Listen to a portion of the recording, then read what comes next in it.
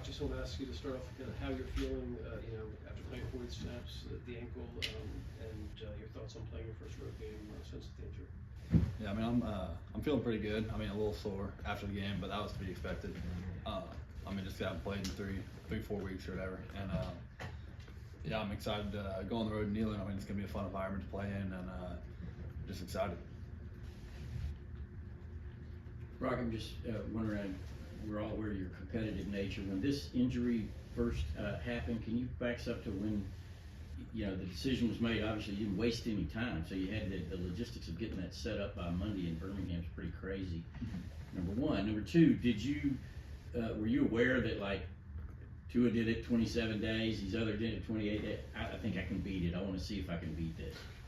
I mean, yeah, getting it all set up was pretty crazy because my mom came down after Vanderbilt because they told her to come down just in case, and I don't know, it was just all a mess at first, but we got it figured out, got it done, and then I wasn't really paying attention to all that. I just kind of just kind of reaching benchmarks, and whenever I could play, and it ended up being last week. So.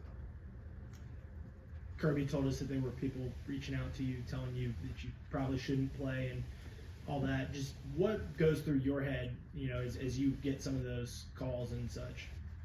I just kind of, it never really crossed my mind. I just wanted to always come back and for the team and all the guys in the locker room. We all care so much about each other, and I just wanted to come back and try to help the team win. When we talked to Coach about this injury, he mentions the words pain threshold and what pain you're able to deal with. You obviously have a high pain tolerance. Is it something that just comes with playing football? I don't know. I guess it kind of helps, but they said it's gonna feel uncomfortable sometimes. So it's just gonna feel that way for a little bit, but rather be out there than not. Was it at all important to you to come back and play in Sanford Stadium again? Maybe not knowing how the next few months are going to shake out. Mm-hmm. Yeah, I didn't have like my mind totally locked onto a game, but I guess once I got out there and once I got suited up, I got a little. It just felt kind of special being out there for the last time this season, and it was cool. All right, walk me through the touchdown catch in that game, and just what did that moment mean to you after what you've gone through in this last month? Mm-hmm. Yeah, the touchdown catch. We repped that play, I swear, like every single week, every single day for like 3 years, and that was like the first time we've actually ran it in the game, and like it's been like the right coverage to throw the wide the ball, and it came up, and I motioned out, and I saw him there. I was like, oh man, this might be good, and then it felt really good, just just kind of getting back, and just scoring and being able to celebrate the sideline with all the dudes. It was fun. Yeah, Kirby mentioned the other night, he's watching film in practice and he sees you just streaking by in the background. Just those first few times you really tested the ankle in practice, what was that like, and what was the process like of gaining confidence day by day in practice? Yeah, I like the rehab process because it was going fast. I was progressing pretty fast, and like hitting those benchmarks like I said. But it was always kind of like the next day I wanted to see what I could hit and see if I could hit faster than the other day. So it was kind of fun in that way.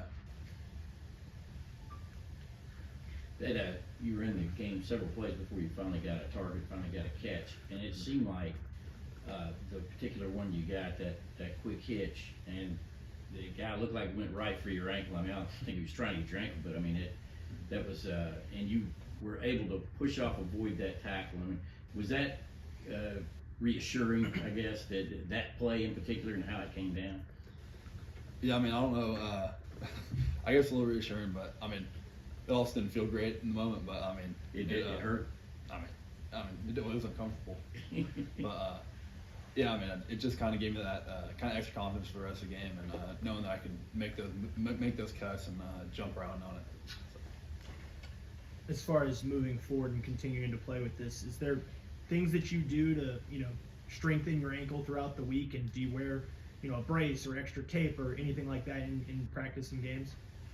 Yeah, we're just doing a bunch of physical therapy and rehab, like in the mornings, and obviously practice in the afternoon, and just doing a whole bunch of strengthening and flexibility, and trying to keep the swelling down too, and just taping it and spatting it up. More than normal?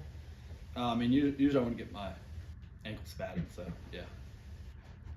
Rock, what was the timeline on saying you were gonna be able to play in Saturday's game? Was it like week of the game that when y'all pretty much decided how to be?